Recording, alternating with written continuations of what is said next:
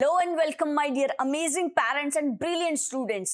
Welcome to the future genius YouTube channel. आज हम बात करने वाले हैं बच्चों क्लास 2 की। जी हाँ, क्लास 2 के हम साइंस का पेपर यहाँ पे सॉल्व करेंगे। तो जो बच्चे नए हैं उनको मैं बता दूं, हम यहाँ पे ओलंपियाड का पेपर सॉल्व कर रहे हैं। एनएसओ ओलंपियाड मतलब कि नेशनल साइंस ओलंपियाड, जिसका अब नया नाम हो गया है आईएसओ। पहले तो ये नेशनल ही था, लेकिन अब ये इंटरनेशनल हो गया, इंटरनेशनल साइंस ओलंपियाड। अब इसको कौन करवाता है? इसको एसओएफ यानी कि साइंस ओलंपियाड फाउंडेशन एक ऑर्गेनाइजेशनल बॉडी है जो कि इसको सारे पेपर्स कंडक्ट करवाती है। क्या ये सिर्फ साइंस का ही करवाती है? जी नहीं बच्चों, ये डिफरेंट डिफरेंट सब्जेक्ट्स के होते हैं। Science, maths, English, GK, SST, ऐसे बहुत सारे ओलंपियाड्स ये कंडक्ट करवाती है। बात करते हैं कि पेपर कैसा होगा, किन बच्चों को सॉल्व करना चाहिए। तो ये पेपर क्लास 2 में पढ़ने वाला कोई भी बच्चा सॉल्व कर सकता है, चाहे उसको ये पेपर देना है या नहीं देना है, क्योंकि इससे आपके कॉन्सेप्ट होंगे स्ट्रांग और आप डिफरेंट टाइप के क्वेश्चन सॉल्व करेंगे तो आपकी कहीं ना कहीं लॉजिकल थिंकिंग और क्रिटिकल थिंकिंग भी इंप्रूव होगी। आपका ब्रेन थोड़ा ज्यादा अच्छे से सोचने में इंप्रूव होगा। तो सारे बच्चे इस पेपर को सॉल्व कर सकते हैं। कैसे आप इसमें पार्टिसिपेट कर सकते हैं? तो आप इसमें अपने स्कूल के थ्रू पार्टिसिपेट कर सकते हैं। जनरली स्कूल्स इसमें पार्टिसिपेट करवाता है, तो आप अपने स्कूल में इंक्वायरी कर सकते हैं। कब इसके पेपर होते हैं? जनरली 3 डेट्स होती हैं, लेकिन आपके स्कूल ने कोई ना कोई एक डेट यहाँ पे ऑप्ट की होती है। जैसे नवंबर, दिसंबर में होते हैं इसके पेपर, तो कोई भी एक डेट आपको बता दी जाएगी, उस डेट पे आपके ये पेपर होगा। कब फॉर्म निकलते हैं उसकी मैं टाइम टू टाइम आपको अपडेट दे दूंगी यहाँ पे इस यूट्यूब चैनल पे। तो अगर नए हो तो सब्सक्राइब जरूर कर लेना, क्योंकि बहुत इंपॉर्टेंट इंफॉर्मेशन आपको मिलती रहेंगी। अब बात कर लेते हैं पेपर के पैटर्न की बच्चों। तो टोटल नंबर ऑफ क्वेश्चंस जो होंगे वो कितने होंगे? तो क्वेश्चंस आपके होंगे 35। नाउ थ्री यहाँ पे पार्ट्स में इसके क्वेश्चंस आते हैं। पहला होता है एलआर, जिसको हम लॉजिकल रीजनिंग बोलते हैं, इसके 5 क्वेश्चंस होते हैं। दूसरा होता है हमारा साइंस का पार्ट, जिससे आपके 30 क्वेश्चंस आते हैं। And third part will be your achiever section, जिसमें 5 क्वेश्चंस आते हैं। But these achiever section questions are also related to science part only. That means वहां पे थोड़े से ज्यादा हाई स्टैंडर्ड के क्वेश्चंस होते हैं, उनके नंबर भी ज्यादा होते हैं, आपको ज्यादा दिमाग लगाना पड़ता है सिंपल लैंग्वेज में। तो टोटल मार्क्स कितने का होगा? तो पहले जो दोनों पार्ट है बच्चों, यहाँ पे पर क्वेश्चन 1 मार्क्स होता है, पर क्वेश्चन 1 मार्क्स, ठीक है। यहाँ पे जो 5 क्वेश्चंस है, यहाँ पे पर क्वेश्चन 2 मार्क्स होते हैं। मतलब ये जो 5 क्वेश्चन है ये 10 नंबर के होंगे, ठीक है, और ये वाले क्वेश्चंस आपके टोटल मिला के 30 मार्क्स के हो जाएंगे, ठीक है, 30 नंबर के हो जाएंगे। तो टोटल मिला के जो आपका पेपर होगा, पेपर कितने मार्क्स का होगा बच्चों? Paper will be 40 marks. अब हम बात कर लेते हैं टाइम की। तो टाइम आपको जो मिलेगा, टाइम आपको 1 आवर मिलने वाला है, ठीक है। 1 घंटे में आपको ये पेपर सॉल्व करना होगा। और आपका ये जो पेपर होता है ये ऑफलाइन होता है आपके स्कूल में, जैसा मैंने बताया। और आपको यहाँ पे जो शीट दी होती है, जिसमें आपको क्या करने होते हैं, बबल्स फिल करने होते हैं अपने आंसर्स के, ठीक है। उस तरीके से आपका फिर स्कूल में आंसर आ जाता है। और अगर आप बहुत अच्छा परफॉर्म करते हैं तो आपको मेडल मिलता है, सर्टिफिकेट मिलता है। क्लास और 1-2 के लिए यहाँ पे हम सिर्फ 1 और 2 की बात कर रहे हैं, तो यहाँ पे बच्चों सिर्फ लेवल 1 ही होता है। जैसे ही आप क्लास 3 में एंटर करेंगे नेक्स्ट ईयर, तो यहाँ पे आपका जब आप लेवल 1 क्लियर कर लेते हैं पहले पेपर को, तो कुछ बच्चे जो टॉप बच्चे होते हैं वो सेलेक्ट होते हैं फॉर लेवल 2। लेकिन इस क्लास में आपके लिए सिर्फ लेवल 1 है। So focus on this paper. ये बिल्कुल लेटेस्ट पेपर है, लास्ट ईयर का पेपर है। बहुत लेटेस्ट अपडेट आप लोगों को इस यूट्यूब चैनल पे मिलने वाली है। So stay updated, okay. So first question will be from logical reasoning. कितने क्वेश्चंस आएंगे? 5 क्वेश्चंस आपके लॉजिकल रीजनिंग से आएंगे। ये अभी से इंप्रूव करोगे तो बाद में जितने भी आप एग्जाम्स दोगे तो वहां पे आपको हेल्प मिलने वाली है। फर्स्ट क्वेश्चन क्या बोल रहा है? Select a figure from the option in which the given figure is exactly embedded as one of its part. Embedded मतलब उसके जैसा ही पार्ट किसी ना किसी एक ऑप्शन में छुपा हुआ है। अब आपको फाइंड आउट करना है। देखो हमें ऑप्शन में क्या गिवन है, ऐसा कुछ पार्ट है। तो क्या फर्स्ट में ऐसा कोई पार्ट दिख रहा है? मुझे तो नहीं दिख रहा है। यहाँ पे तो डायरेक्ट स्ट्रेट लाइंस है, तो इसमें तो नहीं है। इसमें दिख रहा है क्या? क्योंकि यहाँ पे देखो थोड़ी सी स्लाइडली टेढ़ी है, फिर ऐसे सीधी है। इसमें भी नहीं है। यहाँ दिख रहा है क्या कहीं पे? यहाँ पे भी नहीं है। तो ये जो पार्ट है यहाँ पे आप देखने की कोशिश करो बच्चों। डी ऑप्शन में है आपके पास। अब ये कहाँ पे है? सर्च करो कि ये वाला जो पार्ट है स्लाइटली आपका जो टिल्टेड है, ये वाला स्लाइटली टिल्टेड पार्ट कहाँ पे है? देखो ये कुछ इस तरीके से बना हुआ है, ऐसे फिर इस तरीके से, ठीक है, फिर यहां से ये टेढ़ा हो गया और फिर ये हल्का सा यहाँ पे आया और ये फिर से स्ट्रेट हो गया, ठीक है।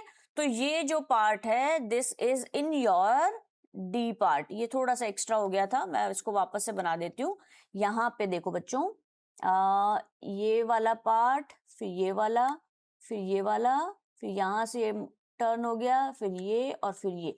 This is embedded in figure number D. So the correct answer for this question is option number D. जिन बच्चों को लग रहा है ज्यादा एक्सप्लेनेशन हो रहा है तो वो स्पीड अप करके भी देख सकते हैं, बट क्योंकि सारे क्वेश्चंस के कॉन्सेप्ट क्लियर होना जरूरी है, इसीलिए मैं यहाँ पे डिटेल में आप बच्चों को समझाती हूँ।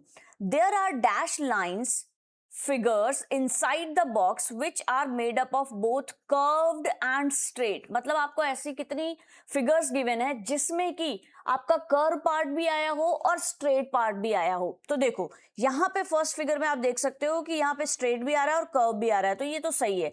यहाँ पे सिर्फ आपका कर्व आ रहा है तो ये नहीं है, यहाँ पे सिर्फ स्ट्रेट आ रहा है तो ये भी नहीं है, यहाँ पे भी सिर्फ स्ट्रेट आ रहा है, ये भी नहीं है, बट यहाँ पे भी देखो, यहाँ पे भी आपका स्ट्रेट भी आ रहा है और कर्व भी आ रहा है, तो दैट मीन्स ये भी आपका होगा। यहाँ पे सिर्फ स्ट्रेट है, ये नहीं होगा, यहाँ पे सिर्फ कर्व है तो ये भी नहीं होगा, and this is also straight and curved, so our answer should be option number C। I hope आप लोगों को समझ में आ रहा होगा, मजा आ रहा होगा, अच्छा लग रहा है तो कमेंट सेक्शन में कमेंट जरूर करना। चलो select the odd one out. आपको क्या निकालना है? ऑड वन, जो मतलब सबसे अलग है। 3 फिगर एक जैसी होंगी, एक फिगर डिफरेंट होगी। तो आप देखो बच्चों, ये जो है ये स्ट्रेट लाइन से बनी हुई है, यहाँ पे ये भी स्ट्रेट लाइन से बनी हुई है, ये भी स्ट्रेट लाइन से बनी हुई है, बट यू को बनाने में आपको कर्व करना पड़ रहा है। सो दैट मीन्स जो ऑड वन आउटर डिफरेंट है वो है सी ऑप्शन। और जिन बच्चों ने सॉल्व कर लिया, good job everyone. Next question is which of the following figure will complete the given figure pattern. अब आपको यहाँ पे पैटर्न समझना है बच्चों कि किस पैटर्न में ये आगे बढ़ रहा है। जैसे फर्स्ट क्वेश्चन को आप देखोगे तो ये जो है यहाँ पे ग्रीन है, ठीक है, यहाँ पे ग्रीन पार्ट है, लेकिन जैसे ही ये आगे बढ़ा तो ये क्या हो गया, इधर शिफ्ट हो गया, ठीक है। अब थर्ड में वो ग्रीन पार्ट कहाँ पे शिफ्ट होना चाहिए, जरा लॉजिक लगाओ फटाफट से। और इसका आंसर मैं आप लोगों को नहीं बता रही हूँ, आप लोग मुझे कमेंट सेक्शन में बताओगे, ठीक है। थर्ड नंबर के क्वेश्चन को आप लोग मुझे कमेंट सेक्शन में बताओगे, सॉरी फोर्थ नंबर का हो गया ये। सो क्या इसका आंसर होना चाहिए? चलिए next question. Amrita has some coins as shown below, which of the following items she can not buy. तो कैन नॉट बाय मतलब मैं कोई चीज कब नहीं खरीद सकती, जब मेरे पास उतने पैसे ही ना हो। तो पहले हम क्या करेंगे, इन कॉइन्स को काउंट करेंगे। 10 + 10 + 10 20 हो गए, 20 + 10 30 + 10 40 + 5 45 + 5 50 और यहाँ पे 2 + 1 3। तो दैट मीन्स टोटल जो कॉइन्स हैं उनको मिला के मेरे पास 53 रुपीज हो रहे हैं। तो 53 में 53 वाली चीज तो आ जाएगी, 45 वाली चीज भी आ जाएगी, 29 वाली चीज भी आ जाएगी, but C is the only option जो कि मैं परचेज नहीं कर सकती हूँ, मैं खरीद नहीं सकती हूँ, because I have only 53 rupees. I hope you understand it very well. कोई टॉय खरीदना है, 500 रुपए का टॉय है, आपके पास 400 रुपए हैं, तो क्या आप उस 500 रुपए वाले टॉय को खरीद पाओगे? नहीं खरीद पाओगे। आप सिर्फ वही टॉयज खरीद सकते हो जो 400 के अंदर आते हो। चलिए नेक्स्ट क्वेश्चन है। देखिए बच्चों 5 क्वेश्चन कंप्लीट हो गए हैं, अब हमारा सेकंड पार्ट स्टार्ट हो गया है, that is belongs to your science part, ठीक है। बहुत अमेजिंग तरीके से पढ़ेंगे, सो चिल करके एकदम अच्छे से फोकसली होकर बैठना है, डिस्ट्रैक्ट नहीं होना इधर उधर, ठीक है। बहुत अच्छे से पढ़ाऊंगी मैं आप लोगों को। In which of the following rooms of a house do we find the object shown in the given figure. अब आप बताओ, ये सबके घर में होता है, क्या है ये है आपका सोफा। और सोफा कहाँ रखा रहता है? डाइनिंग रूम में होता है क्या? नो नो, वहां तो डाइनिंग टेबल होती है, किचन में किचन के सामान होते हैं, वॉशरूम में वॉशरूम की चीजें होती है। So it is present in our living room. जाके देखना फटाफट से सोफा कहाँ रखा हुआ है, ठीक है। चलिए next question is during a family gathering Rohan was talking to his grandfather son. Rohan किससे बात कर रहा है? ग्रैंडफादर के सन से बात कर रहा है। Who was not his father, जो कि उसके पापा नहीं है। तो समझने की क्या बात है कि ग्रैंडफादर जो आपके दादाजी हैं उनसे रोहन बात कर रहा है, मतलब आप बात कर रहे हो उनके सन के बारे में, तो या तो आपके पापा होंगे या फिर आपके अंकल होंगे, ठीक है, उनके सन कौन हो सकते हैं? या तो आपके पापा होंगे या फिर आपके अंकल होंगे। समझ में आ गया ना? तो ब्रदर नहीं हो सकता क्योंकि सन की बात कर रहे हैं हम यहाँ पे, कजिन नहीं हो सकता। So the correct answer is option number B, that is uncle. You get me from the sea, but I am not a fish. I am essential for cooking, but I am not a dish. Who am I? जल्दी से बता दो इसका answer. And you all are absolutely correct. The correct answer is salt. भाई मैं तो सी से मिलता हूँ लेकिन मैं फिश नहीं हूँ, लेकिन कुकिंग के लिए बहुत इंपॉर्टेंट हूँ। थोड़ा सा भी नमक कम ज्यादा हो जाता है तो पता लग जाता है ना। सो अगर वीडियोस अच्छे लग रहे हैं, आपको एक्सप्लेनेशन अच्छा लग रहा है, please do like, share and subscribe this channel because it is completely free for you but it gives me lot of motivation. बहुत सारे आगे ऐसे अमेजिंग क्वेश्चंस और पेपर सॉल्व करेंगे। Next question is what is common among the plant product shown in the given picture. कि ये जो दो प्रोडक्ट गिवन है, जो कि कहीं ना कहीं कुछ बच्चों का तो ये जो आलू मोटा भालू होता है ना, ये फेवरेट होता है। प्याज में भी फिर भी अनियन किसी का फेवरेट हो नहीं हो, पराठे आप सब लोग खाते हो। तो इन दोनों में ऐसी क्या कॉमन चीज है जो कि सेम है? They both are used as spices. Oh my god, spices कहाँ है? स्पाइसेस मतलब क्या हो गया? आपकी क्यूमिन सीड्स हो गए, आपकी मिर्ची हो गई, जिंजर हो गया, ये सारे स्पाइसेस में काउंट होते हैं, मसाले जो बेसिकली होते हैं। ठीक है, सो ये तो मसाले तो नहीं है। They both are root vegetables, they both are vegetables obtained from the stem of their plant, they both have seed inside them. तो देखो बच्चों, सीड तो आपको नहीं दिखता है तो दैट मीन सीधे सीधे समझ में आ रहा है ए और डी तो नहीं है। यहां पे कुछ बच्चों को कंफ्यूजन हो जाता है। सो मेरे प्यारे बच्चों, जब आप प्लांट का चैप्टर पढ़ोगे तो आपको पता लगेगा कि ये रूट नहीं होते हैं। हमें ऐसा लगता है कि ये तो रूट के अंदर ही आते हैं, but they are basically stem of their plant. ठीक है, क्या होते हैं ये? स्टेम पार्ट होता है। प्लांट का जो स्टेम होता है ना, वो स्टेम वाला पार्ट होता है। यस, ये आपको समझने की जरूरत है, एक्सेप्शनल है, याद रखना है। बाकी ये जैसे रूट में कौन हो गया? रूट में आपकी कैरेट हो गई, रूट में आपकी कौन सी हो गई? रेडिश हो गई, ये रूट वेजिटेबल्स हैं। बट पोटैटो और अनियंस आपकी स्टेम वेजिटेबल है। याद रखना है, वेरी इंपॉर्टेंट कॉन्सेप्ट, बड़ी क्लास तक आएगा। चलो, next question is match column 1 with column 2 and select the correct option. Brain क्या करता है? डाइजेशन में हेल्प करता है क्या? No no no. Help in removing waste from body? No no no. Controls all action? Yes. जैसे हमारे head of the family होते हैं ना, वैसे ही हमारी बॉडी के लिए हेड कौन है? ब्रेन। आपका पूरी बॉडी के सारे फंक्शन कौन कंट्रोल करता है? ब्रेन कंट्रोल करता है। दैट मीन्स ए का 3 होगा। अब यहां से भी आप देख सकते हो, ऑप्शन एलिमिनेट कर सकते हो if you are sure about your option. मेरे हिसाब से यहाँ पे डी आंसर आना चाहिए, बट बाकी को भी चेक करते हैं। हार्ट क्या करता है? ब्लड को पंप करता है, सबको पता है ना। आपने यहाँ पे हाथ अपने रख के देखो, यहाँ पे आपको साउंड सुनाई देगी, धक धक धक धक, लेकिन एक्चुअल में साइंस में इसको लबडब साउंड बोलते हैं। ठीक है, तो ब्लड को पूरी बॉडी में सप्लाई करता है। स्टमक क्या करता है आपका? Helps in digestion. यस, आपके खाने को पचाता है। किडनीज क्या करती हैं? आपकी बॉडी से जो भी वेस्ट होता है, जैसे कि आपका जो सुसु होता है, यूरिन बनता है, वो कौन करता है? फिल्ट्रेशन प्रोसेस होती है, फिल्टर होता है, वो कहाँ से होता है? वो किडनी के अंदर होता है। सो हम सारे ऑप्शंस देख लेते हैं। ए का 3 हो गया, बी का आपका 4 हो गया बच्चों, सी का स्टमक का क्या है आपका? 1 हो गया, एंड डी का आपका 2 हो गया। सो ये सारे जो है ऑप्शन नंबर डी में है। अच्छा, यहाँ पे कुछ बच्चों को ये हो सकता है कि मैम मुझे तो 2 के ही पता है, 2 के नहीं पता। तो आपको उन 2 में से बेस्ट चूज करना है कि उन दोनों में से कौन सा हो सकता है। इस तरीके से आप एलिमिनेट कर सकते हैं और अपने आंसर को टिक कर सकते हैं।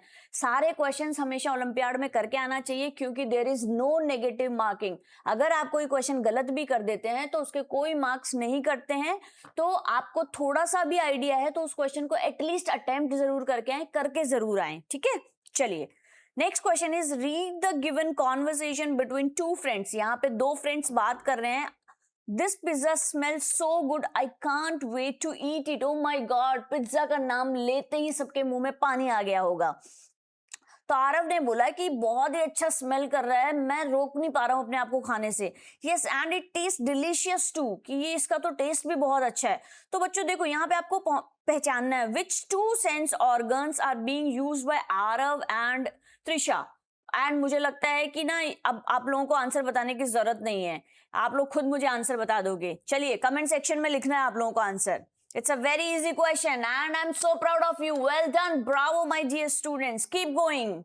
Unscramble the letters given in the box to get the name of a season. अब आपको दिमाग लगाना है कि इसको अनस्क्रैम्बल करना है और एक मीनिंगफुल वर्ड बनाना है। तो देखो बच्चों, सबसे पहले आप लोगे एस, फिर उसके बाद आप लोगे यू, एंड आगे तो मुझे नहीं लगता आपको बताने की जरूरत है, समर। यस, समर वेकेशन सबकी फेवरेट होती है। Now select the correct statement. सबसे पहला इंपॉर्टेंट रूल होता है किसी भी एग्जाम को देने का, read the question very carefully, क्योंकि कई बार हमसे क्वेश्चन में ना करेक्ट स्टेटमेंट ना पूछ के इनकरेक्ट पूछ देता है, कई बार कुछ पूछ लेता है और हम अपने मन से ही क्वेश्चन को इमेजिन कर लेते हैं। मैथ्स में भी, साइंस में भी ऐसी मिस्टेक्स जनरली स्टूडेंट से होती है। मैंने बहुत सारे बच्चों को पढ़ाया है। So please my dear students, हमेशा क्वेश्चन को बहुत केयरफुली आपको पढ़ना है ना। मेरे से प्रॉमिस करो, अच्छे से पढ़ना है आप लोगों को। अब the weather is pleasant during this season, we prefer to wear light coloured cotton clothes during this season, tree shed their leaves in this season, it rains a lot during the season. भाई ये तो rainy season में होता है। हम summer season में क्या करते हैं, ठंडे ठंडे कॉटन के कपड़े पहनते हैं ताकि हमें गर्मी ना लगे, स्वेटिंग ना हो। ठीक है, so the correct answer is B. Now the next question, the animal shown in the given picture helps to keep the earth clean by what? Hunting small animals, eating the remains of dead animals, cleaning its own shelter regularly, eating only plants। आपको दिख रहा है क्या? पहले तो आप मुझे comment section में बताना कि इस एनिमल का नाम क्या है। ठीक है, मैं आंसर तो आप लोगों को बता देती हूँ, लेकिन आप लोगों को क्या करना है, मुझे इसका नेम बताना है। चलो आप लोग ही मुझे बताना।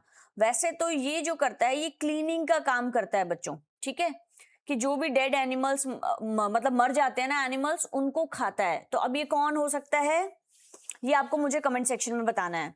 एंड सबसे इंपॉर्टेंट बात, जो बच्चे अभी तक स्टार्टिंग से लेके यहाँ तक पहुंचे हैं, उन सबके लिए मेरी तरफ से अपने आप को यहाँ पे आपको क्या बोलना है, प्राउड ऑफ यू बोलना है। ठीक है, से शाबाश टू योरसेल्फ, शाबाश मेरी तरफ से है ये शाबाश, क्योंकि अभी तक आप लोग मेरे साथ में बहुत सारे क्वेश्चंस कर चुके हो और ऐसे करके हम फटाफट से बाकी के क्वेश्चंस भी कर लेंगे।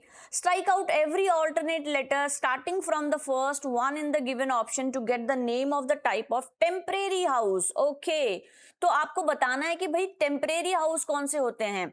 तो पहले हमें क्या करना, एवरी ऑल्टरनेट लेटर मतलब एक को छोड़ के एक को आपको स्ट्राइक आउट करना है। जैसे आपने इसको किया, फिर इसको किया, फिर इसको किया, फिर इसको किया, फिर इसको, फिर इसको। अच्छा बच्चों, यहाँ पे बच्चे गलती क्या कर देते हैं, हमें ये नहीं समझ में आता है कि पहले स्ट्राइक आउट पहले वाले से करना है या दूसरे वाले से करना है।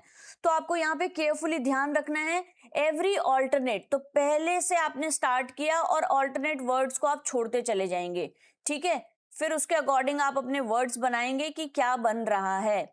Every alternate word. अब आप मुझे बता दो फटाफट से, आंसर आ चुका है कि कौन सा आपका टेम्परेरी हाउस, जिसको कि हम कच्चा हाउस बोलते हैं, वो वाला आंसर होगा।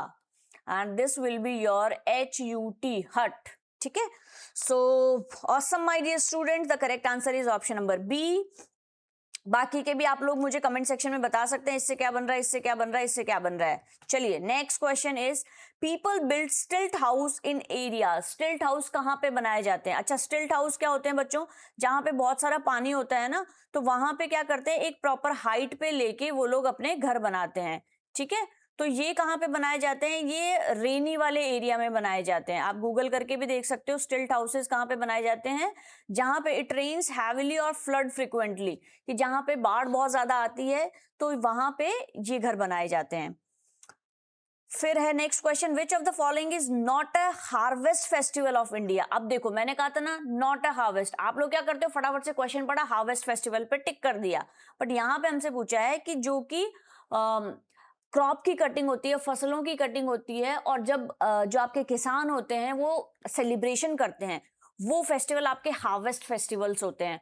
तो यहाँ पे वो कौन सा नहीं है, देखो पोंगल भी हार्वेस्ट फेस्टिवल है, बैसाखी भी है एंड बिहू भी है। अब आपको क्या करना है, मुझे अलग अलग यहाँ पे स्टेट बताने हैं कि बिहू हम कहाँ सेलिब्रेट करते हैं, बैसाखी कहाँ करते हैं, पोंगल कहाँ करते हैं। बैसाखी तो मे बी सारे बच्चों को पता होगा, पंजाब में करते हैं, लेकिन पोंगल और बिहू के लिए आप लोगों को मुझे कमेंट सेक्शन में बताना है। गुरु पूरब जो है बच्चों, this is not a harvest festival, ये एक रिलीजियस फेस्टिवल है जो पंजाब के लोग अपने गुरु जी के लिए सेलिब्रेट करते हैं, ठीक है। So super duper, you are doing so great, I am so proud of you. The next question is, किसी बच्चे को फास्ट लग रहा हो तो वो सेटिंग्स में जाके स्पीड को स्लो कर सकता है, किसी बच्चे को स्लो लग रहा हो तो वो सेटिंग्स में जाके स्पीड को फास्ट कर सकता है। और आप मुझे कमेंट सेक्शन में बता सकते हैं, ताकि जो भी अगर आपको कोई बात लगती है तो मैं नेक्स्ट वीडियो बनाते टाइम इस बात का ध्यान रखूंगी कि नेक्स्ट टाइम से आप लोगों को कैसी स्पीड चाहिए, कैसे और क्वेश्चन चाहिए, किस सब्जेक्ट के चाहिए, पेरेंटिंग पे चाहिए, जो भी आपको चाहिए आप मुझे बता सकते हो। चलिए नेक्स्ट क्वेश्चन करते हैं। Which among the given children is obeying the safety rule? भाई कौन बच्चा है जो सेफ्टी रूल्स को फॉलो कर रहा है? यहाँ पे तो देखो स्विच बोर्ड में ये मजे कर रहे हैं, ऐसा कभी नहीं करना है because it is dangerous. Yes, current आ सकता है इससे आपको। नाइफ से छोटे बच्चों को कभी नहीं खेलना है। यहाँ पे किचन में कुछ ना कुछ हो रहा है तो ये भी नहीं करना है। So the correct answer is none of these. सारे शैतान बच्चे हैं, आप ही की तरह हैं, कोई भी यहाँ पे अच्छा काम नहीं कर रहा है, ठीक है। तो आप लोगों को ऐसा नहीं करना है, बट अगर आपने इसका आंसर दे दिया है तो great. Next question, refer to the given conversation between 4 friends. यहाँ पे 4 दोस्त बात कर रहे हैं। Who among them has made an incorrect statement? किसने गलत स्टेटमेंट बोला है? Carrom is an indoor game played with a striker and coin. Cricket is an outdoor game played with a bat and ball. Ludo is an outdoor game played on a playground. Chess is an indoor game. देखो कितना easy है, simple सी बात है। Carrom आपका indoor game है जो कि हम स्ट्राइकर और कॉइन से खेलते हैं, तो ये तो भैया जी सही है। फिर अनन्या ने बोला क्रिकेट एक आउटडोर गेम है जो कि बैट बॉल के साथ खेलते हैं, अनन्या भी सही है। मीरा ने बोला चेस एक इंडोर गेम है, बिल्कुल। आपको पता ना पीसेस के साथ खेलते हैं, उनके अलग अलग नेम होते हैं, पॉन होता है, किंग होता है, क्वीन होती है। तो this is also correct statement. हमसे क्वेश्चन में पूछा है इनकरेक्ट स्टेटमेंट, तो correct answer will be option number C. Rohan ने जो बोला कि भाई लूडो आउटडोर गेम है, लूडो तो हम गर्मियों में घर बैठ के खेलते हैं जब मामा के घर जाते हैं। चलिए next question is, select the incorrect statement. अपने घर में भी खेल सकते हो आप लोग। Milk and eggs help in growth of our body. अब देखो यहाँ पे अगेन हमसे इनकरेक्ट पूछा है बच्चों। तो मिल्क क्या करता है? आपकी ग्रोथ में हेल्प करता है। The food that we eat majorly comes from either plants और animals. Pulses and vegetables give us energy to work and play. A balanced diet contains different type of food in the right amount. अब देखो कौन सा statement आपका incorrect है, ये आपको choose करना है। फटाफट से सोचो सोचो क्या होगा आपका इसमें आंसर। इनकरेक्ट स्टेटमेंट आपको चूज करना है। चलिए फर्स्ट वन है milk and eggs help in growth. अब मुझे बताओ मिल्क और एग्स आपको क्या देते हैं? ठीक है, मिल्क और एग्स आपको क्या देते हैं? ये आपको प्रोटीन देते हैं, ठीक है। क्या देते हैं? प्रोटीन। ऑल्दो जो आपका मिल्क है वो कंप्लीट फूड है, सो दैट मीन्स ये तो आपकी ग्रोथ में हेल्प करेंगे ही करेंगे। तो फर्स्ट स्टेटमेंट आपका करेक्ट है। हमें क्वेश्चन में इनकरेक्ट स्टेटमेंट पूछा है। Second option is the food that we eat majorly comes from animals और प्लांट्स। ये भी सही है कि भाई या तो एनिमल से आएगा या फिर प्लांट से आएगा। दूध है वो एनिमल से आ रहा है, मीट है वो एनिमल से आ रहा है, जो हमारा व्हीट है, राइस है, वेजिटेबल्स है, फ्रूट्स है वो प्लांट से आ रहे हैं। तो मेजरली हमारा एनिमल्स और प्लांट से आता है। Third statement is pulses and vegetable give us energy. No no no no no भाई, इट इज इनकरेक्ट। क्योंकि पल्सेस अगेन क्या है? पल्सेस में क्या होता है? प्रोटीन होता है। सो दिस इज नॉट एनर्जी, है ना। Energy mainly comes from what? Carbohydrates. जैसे कि आपका गेहूं हो गया, चावल हो गया, बाजरा हो गया, राइस हो गया, ब्रेड हो गया। तो कार्बोहाइड्रेट से हमें एनर्जी मिलती है। So that is why pulses यहाँ पे इनकरेक्ट आंसर है। वेजिटेबल्स भी आपका फ्रूट्स एंड वेजिटेबल्स यहाँ पे नहीं आना चाहिए, यहाँ पे बेसिकली कार्ब्स के एग्जांपल्स आने चाहिए। So the incorrect option is option number C. Last option है a balance diet contains different types of food. Yes, it is definitely correct answer, क्योंकि बैलेंस डाइट मतलब आपका दूध भी होना चाहिए, फ्रूट्स भी होनी चाहिए, वेजिटेबल्स भी होनी चाहिए, राइस भी होना चाहिए, दाल भी होना चाहिए। तो इसका मतलब करेक्ट आंसर होगा option number C. Now this is 20 number question. फटाफट से हम आगे बढ़ रहे हैं। Moni made 4 pairs consisting of 1 landform and 1 water body. each. In doing so, she made an incorrect pair. Okay, identify the wrong one. अब आपको क्या करना है बच्चों, एक आपका लैंड फॉर्म होना चाहिए और एक आपकी वाटर बॉडी होनी चाहिए. उसके अकॉर्डिंग देखना है कि कौन सा जो ऑप्शन है वो इनकरेक्ट है. ठीक है, सो फर्स्ट ऑप्शन है हिल्स एंड रिवर. तो आपका हिल वाला पार्ट मतलब जो पहाड़ी पर्वत होता है वो लैंड हो गया, रिवर आपका वाटर हो गया. सो that means this is correct one. Second option, again हमें यहाँ पे इनकरेक्ट पेयर ढूंढना है. सेकेंड ऑप्शन है plateau and lake. This is also correct क्योंकि जो आपका प्लेट्यू है वो आपका लैंड पार्ट हो गया और लेक है वो आपका वाटर पार्ट हो गया.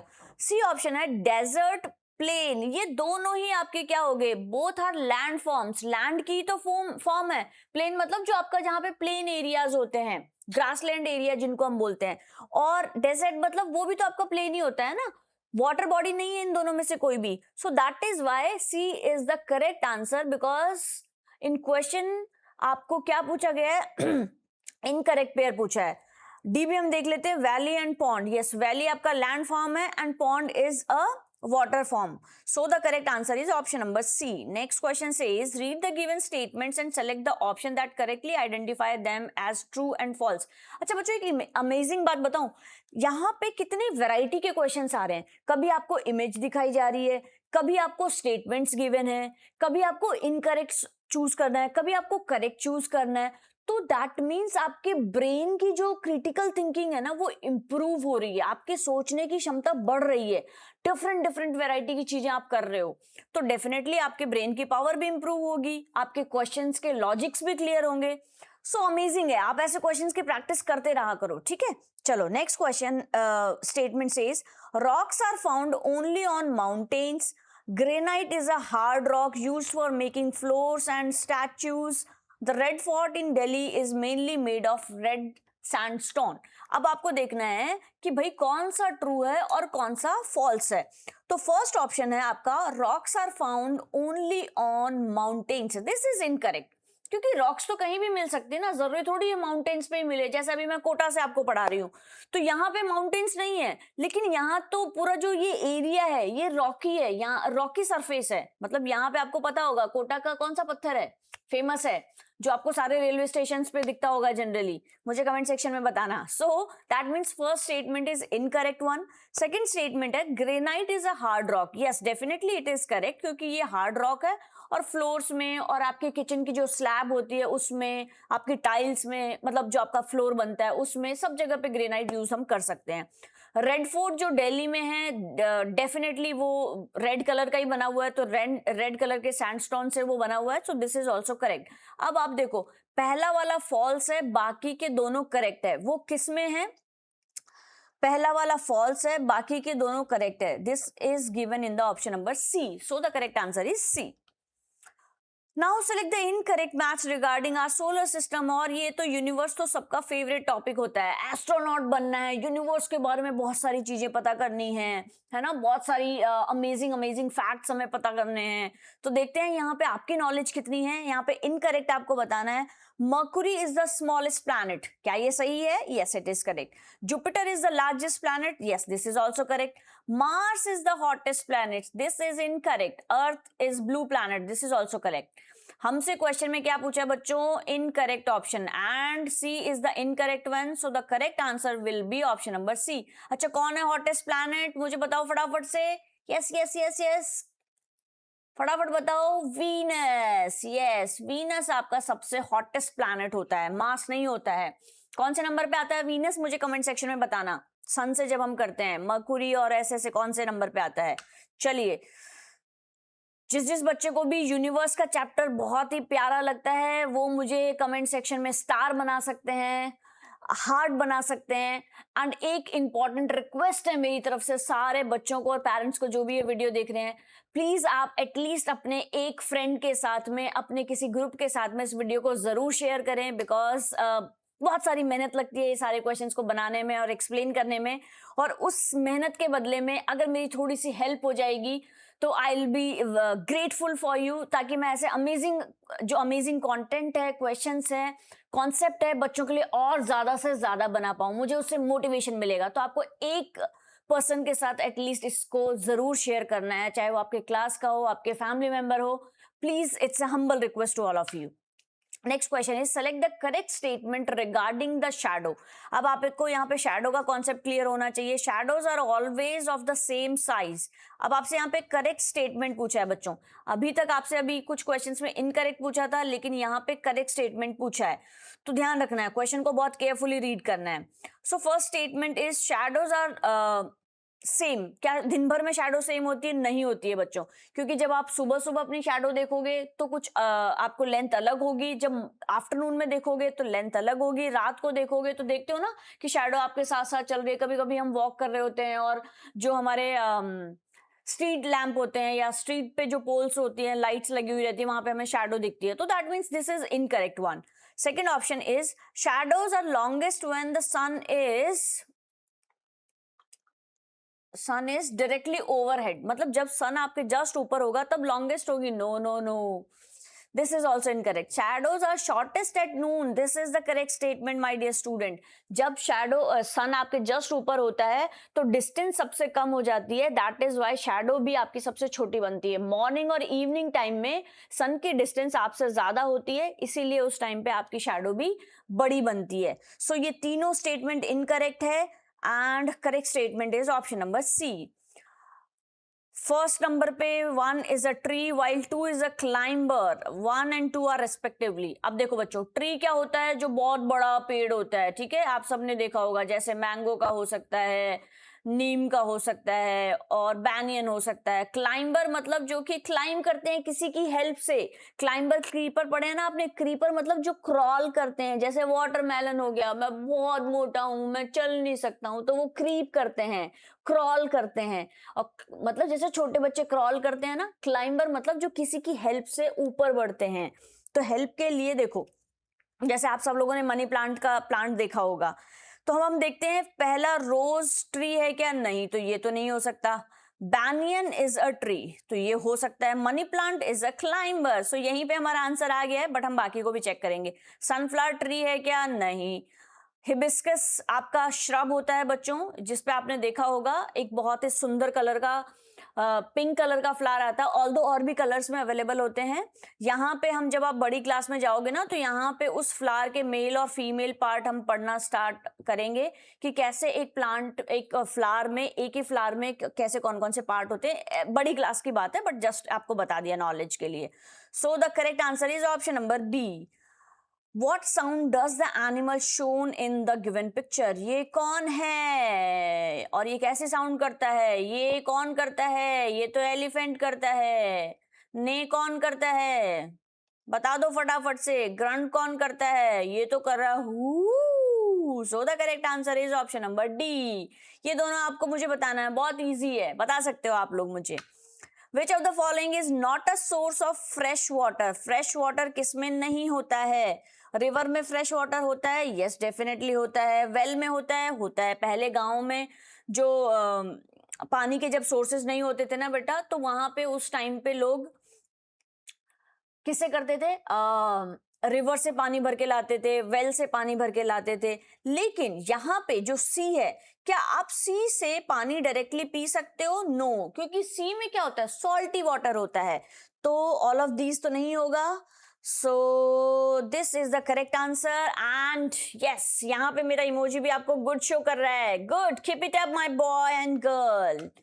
Next question is select the food item that belongs to the same food group to which the one is shown. आपको same food में जो given है, food group में given है.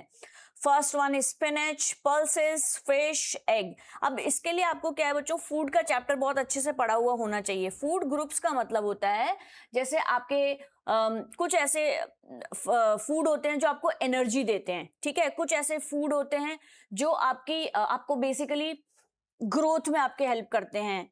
कुछ ऐसे फूड होते हैं जो कि आपको बेसिकली विटामिन्स देते हैं. कुछ ऐसे होते हैं जो कि फैट देते हैं, ठीक है. उसके बारे में अगर आप चाहते हो तो मैं इंडिविजुअल वीडियो बना दूंगी, तो उस ग्रुप के बारे में आपको पता होना चाहिए. यहाँ पे मैं आपको बता देती हूँ.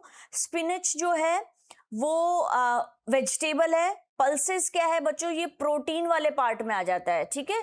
फिश एंड मीट भी आपका प्रोटीन वाले पार्ट में आ जाता है और एग्स भी आपके प्रोटीन वाले पार्ट में आ जाता है। तो ये जो है ये आपका इससे रिलेटेड होगा। अब आप बोलोगे मैम ये तो वेजिटेबल है और ये आपका फ्रूट है, तो ये कैसे मैच हुआ? तो फ्रूट्स एंड वेजिटेबल्स एक ही कैटेगरी में आते हैं बच्चों जब आप फूड के डिफरेंट ग्रुप्स पढ़ते हैं। सो that is why the correct answer should be option number A.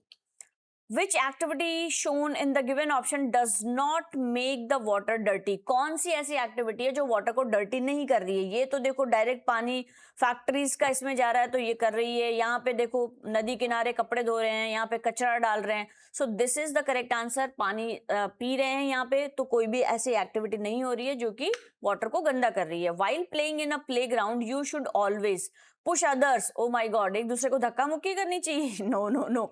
Wait for your turn to play on the swing, run in front of the moving swing. चोट लग जाएगी, मम्मी पापा से डांट पड़ेगी, ये भी नहीं करना है, ये भी नहीं करना है।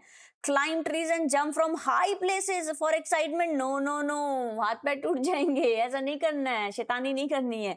So the correct answer is option number B, कि आपको अपने जब भी आपका टर्न आता है उसका वेट करना है एंड देन उसके बाद आपको झूला झूलना है। ठीक है, चलिए नेक्स्ट है। ये स्विंग सबके फेवरेट होते हैं, बचपन में सब लोग जाते हैं, मुझे भी बहुत पसंद था। और एक बार गलती से मेरे साथ कुछ मिस हैपनिंग हो गई थी, तो आप लोगों को ध्यान रखना है बहुत अच्छे से कि अपने टर्न का वेट करना है। मैं सच बोलती हूँ, झूठ नहीं बोल रही हूँ। चलिए, and the last question from science section, इसके बाद हम अचीवर सेक्शन के क्वेश्चन करेंगे। विच of the following is not found in first aid? First aid में बैंडेज होती है, सीजर्स भी होती है। एंटीसेप्टिक लोशन का मतलब है बच्चों जैसे कि डेटॉल हो गया, तो ये भी होता है। सोप नहीं होता है generally. So according to this situation soap should be the correct answer. ये ए हो गया, ये बी हो गया, ये हो गया, ये this is the correct answer. चलिए, अब यहाँ पे चश्मा अपना थोड़ा सा अच्छे से लगा लीजिए, क्योंकि यहाँ पे क्वेश्चंस आ गए हैं 2 नंबर के। पर क्वेश्चन आपके मिलेंगे 2 मार्क्स। तो आपको बाकी के कोई क्वेश्चन आप करो या ना करो, अचीवर सेक्शन के क्वेश्चन जरूर अटेम्प्ट करने हैं, क्योंकि वहां 2 क्वेश्चन करोगे, यहाँ पे 1 क्वेश्चन करने पे आपको 2 मार्क्स मिल जाएंगे। Refer to the given diagram and select the option that correctly identifies PQR. P says it is a herbivore. Herbivore कौन होते हैं? जो कि plants को eat करते हैं। चलिए, next is its young one is called calf. Calf किसके बच्चे को बोला जाता है? It lives in shed, जो कि शेड में रहते हैं। अब आपको बताना है कि फर्स्ट आपको समझ में आ रहा होगा, हर्बीवोर मतलब काऊ भी हो सकती है, राइनासोरस भी हो सकता है, cow, got. O my God, चारों ऑप्शन हो सकते हैं बच्चों, क्योंकि ये चारों ही क्या है? हर्बीवोर्स हैं। लेकिन अब आपको यहाँ पे सॉरी, पी कहाँ पे है? पी है आपका बच्चों, पी होना चाहिए जो तीनों को मैच करता हो। तो राइनोसॉर्स तो भैया शेड में नहीं रहते हैं, गोट भी शेड में नहीं रहती है, तो हमारा जो आंसर आना चाहिए वो ए या सी में से आना चाहिए। ठीक है, चलिए क्यू क्या होना चाहिए आपका? क्यू देखो, क्यू ऐसा होना चाहिए जो इन दोनों का मिक्सचर हो, मतलब हर्बीवोर भी हो और जिसके बच्चे को हम काफ बोल सकते हैं। तो हॉर्स के बच्चे को क्या बोलेंगे? एलिफेंट के बच्चे को क्या बोलेंगे? डियर के बच्चे को क्या बोलेंगे? एंड शीप के बच्चे को क्या बोलेंगे? आई होप सबको समझ में आ रहा होगा। ज्यादा डिफिकल्ट नहीं है, पर थोड़ा सा दिमाग लगाना है, क्योंकि अचीवर सेक्शन है तो इतना इजी तो वो नहीं देंगे। ठीक है, चलिए, सो पहला क्लियर हो गया। फर्स्ट में काउ होगी, या तो ए ऑप्शन होगा या फिर आपका सी ऑप्शन होगा। अब क्यू में क्या बोला है कि एनिमल्स हुज बेबी इज काफ, जिसका बेबी काफ होगा तो वो या तो एलिफेंट हो सकता है या फिर डियर हो सकता है। ठीक है, चलिए, आर ऑप्शन क्या है? तो दैट मीन्स एलिफेंट और डियर। तो अगेन यहां पे से आप देख सकते हो बच्चों, आपका ए ऑप्शन कट हो गया है। ठीक है, चलो आगे भी हम चेक करते हैं। आर क्या होना चाहिए आपका? इट शुड बी हर्बीवोर, जो कि सिर्फ प्लांट को ईट करता है। तो डियर जो है वो आपका इसमें फिट हो रहा है, क्योंकि डियर आपका क्या है? हर्बीवोर है, सिर्फ प्लांट ईटिंग एनिमल है। So according to the given situation आप देख सकते हो, पी आपका काउ होना चाहिए, क्यू आपका एलिफेंट होना चाहिए और आर आपका डियर होना चाहिए।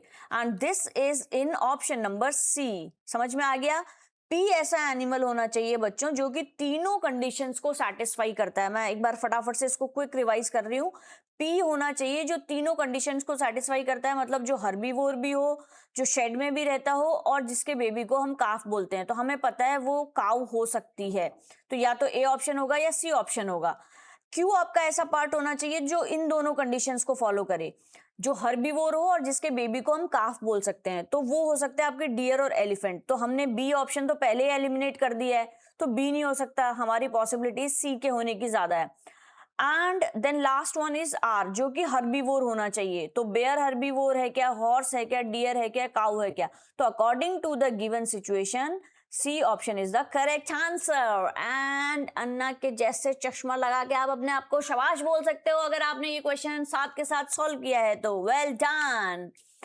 Next question says study the given map of a locality and select the correct statement. यहाँ पे आपको मैप की नॉलेज होना जरूरी है। तो सबसे पहले ये जो साइन है ये आपको याद होना चाहिए प्यारे बच्चों, क्योंकि ये साइंस में भी काम आएगा, मैथ्स में भी काम आएगा, लॉजिकल रीजनिंग में भी काम आएगा। जनरली हम नॉर्थ ऊपर कंसिडर करते हैं, उसके जस्ट अपोजिट में साउथ, इसके यहाँ पे ईस्ट और इसके इधर हम लोग वेस्ट कंसिडर करते हैं। ठीक है, अब जो हमें गिवन है the ice cream shop is to the south of the school.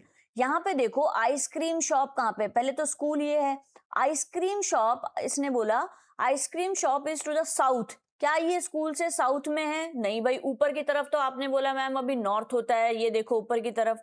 तो ये तो आपका करेक्ट स्टेटमेंट नहीं है, हमसे क्वेश्चन में करेक्ट पूछा है। The second option says the park is to the west of Aryan's home. अब यहाँ पे देखो आर्यन का घर यहाँ पे है, पार्क इधर है, इन्होंने बोला है वेस्ट में होना चाहिए। तो यस प्यारे बच्चों देखो ये है, ये क्या है, ये वेस्ट में ही है। ठीक है, ओके ये हटा देते हैं। चलो, आर्यन के घर से पार्क जो है वो आपका वेस्ट में है, डेफिनेटली वेस्ट में है, क्योंकि वेस्ट इधर की साइड है। तो हमारे हिसाब से ये करेक्ट होना चाहिए, बाकी भी चेक कर लेते हैं।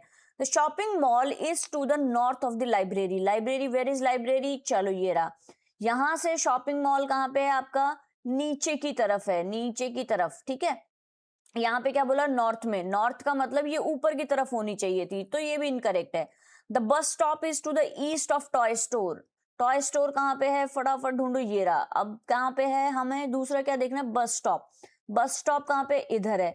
तो भाई बस स्टॉप कहाँ पे है, नीचे की तरफ है, और इन्होंने तो बोला ईस्ट में, तो ईस्ट का मतलब तो वो इधर होना चाहिए था। So this is also incorrect. So the correct answer is option number B. I know थोड़ा सा डिफिकल्ट है, एक एक स्टेटमेंट को आपको अच्छे से समझना है एंड देन उसके बाद सॉल्व करना है, तभी तो ये अचीवर सेक्शन है। 2 नंबर आपको फ्री में थोड़ी मिल जाएंगे। चलिए next question, refer to the given classification chart and select the option that correctly identified W, X, Y and Z. चलिए बच्चों, रॉक्स की नॉलेज आपकी चेक करते हैं। जिन बच्चों को हिंदी समझ में नहीं आती है वो सेटिंग्स में जाके अपनी सेटिंग्स चेंज करके इंग्लिश कर सकते हैं and you can easily understand the concept of these questions. चलिए, रॉक्स में हार्ड रॉक और सॉफ्ट रॉक बताया हुआ है। First one is it is used for making temples and forts. Temples and forts हम किससे बनाते हैं, हार्ड रॉक होनी चाहिए। तो चौक आपकी हार्ड रॉक है क्या? भाई चौक से तो हम ब्लैक बोर्ड पे लिखते हैं, आजकल तो आप लोगों के स्मार्ट बोर्ड हो गए हैं स्कूल में, हमारे जमाने में चौक से लिखते थे। So that mean C option तो आप वैसे एलिमिनेट कर सकते हो। It is use for making statues, building and floors. तो एक्स क्या होना चाहिए, जो कि स्टैचूज और बिल्डिंग फ्लोर्स। कोल तो वैसे ही नहीं हो सकता, यहाँ पे चौक भी नहीं हो सकता, तो मार्बल या सिलिका। चलिए 2 ऑप्शन तो यहाँ पे क्लियर हो चुके हैं। It is use as a fuel for cooking. Cooking में चौक यूज करते हो क्या? नो नो नो, तो हम कोल यूज करते हैं, तो दैट मीन्स बी के चांसेस ज्यादा बन रहे हैं बच्चों। It is use for writing on black board. Yes, chalk से हम लोग ब्लैक बोर्ड पे लिखते हैं। So the according to the given situation the correct answer is option number B. चलो क्विक रिवाइज करते हैं। रॉक्स गिवन है 2 पार्ट में, hard rock, soft rocks. Hard rock में भी 2 पार्ट गिवन है, 2 सिचुएशंस गिवन है। सिमिलरली सॉफ्ट रॉक में भी 2 सिचुएशन गिवन है। जो जो स्टेटमेंट्स गिवन है उसके अकॉर्डिंग आपको ऑप्शंस में देखना है and you have to choose the correct answer. Now this is the second last question. अब इसके बाद सिर्फ एक क्वेश्चन बचा है। चलिए, which of the following is not hidden in the given word grid? Movement of Earth around the sun. जब आपके सन के अराउंड, ये क्या है, सन है, ठीक है, मेरी ड्राइंग अच्छी नहीं है तो आप बस इमेजिन कर लेना।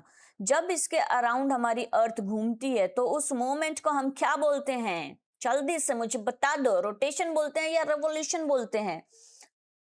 जब सन के अराउंड अर्थ घूमती है तो उसको हम बोलते हैं रेवोल्यूशन। यस, रोटेशन कब होता है बच्चों? जब अर्थ अपनी ही एक्सिस पे घूमती है, दैट इज कॉल्ड रोटेशन, जिसकी वजह से हमारे डे एंड नाइट होते हैं।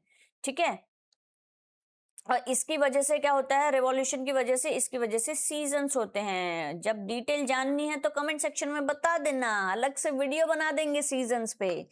चलिए next question, next statement, the only natural satellite of the earth. So simple, कौन है नेचुरल सैटेलाइट?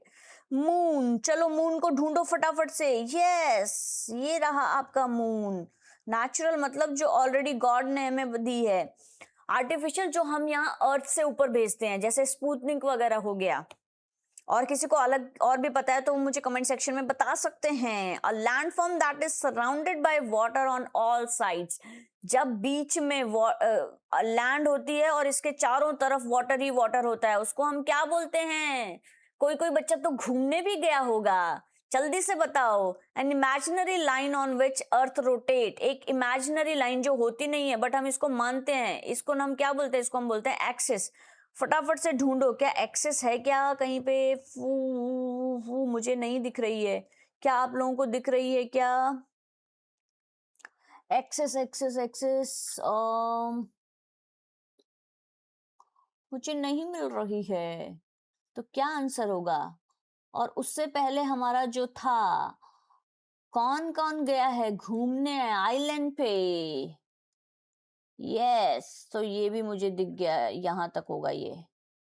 तो दैट मीन्स ये भी गिवन है, ये भी गिवन है, ये भी गिवन है, but axis is not given, मुझे तो नहीं दिख रही है। So the given grid answer should be your option number D. किसी और को दिख रही हो तो मुझे बता देना, मेरी आंखें कमजोर हो सकती है। चलिए last question of this video, and I am so excited. जो बच्चे मेरे साथ अभी तक यहाँ आए उसके लिए जोरदार clapping. Yes, I am so proud of you my dear students.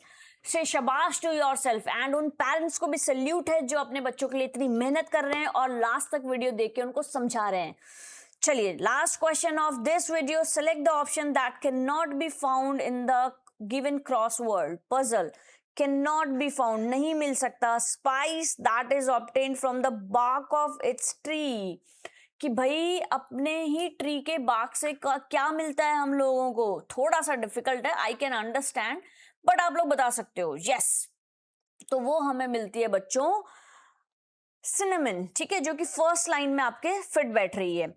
A medicinal plant that is used to treat toothache. जब आपके दांत में दर्द होता है तो हम क्या करते हैं? पूछना आपके दादा दादी से, क्लोव रख देते हैं, ठीक है, लौंग रख देते हैं कि दर्द ठीक हो जाएगा। तो ये लेफ्ट में आपके फिट हो रही है फर्स्ट वाले में। A tree from which gum is obtained, कि वो ऐसा कौन सा ट्री है जो कि जिससे हमें गम मिलता है। ऐसे वो स्ट्रेस वाला गम नहीं, खाने वाला गम, गोंद जिसको हम बोलते हैं, उसको हम बोलते हैं एक्केसिया। ये थोड़ा सा आप लोगों के लिए डिफिकल्ट है, I can understand. A herb from which cooking oil is obtained. अब ये तो मुझे कहीं नहीं दिख रहा है, क्योंकि मस्टर्ड तो मुझे कहीं नहीं दिख रहा है, या फिर और भी कोई कोकोनट हो गया। तो यहाँ पे आपका CLOVE क्लोव हो गया, जो कि आपका मेडिसिनल प्लांट है। यहाँ पे सिनामन, सॉरी,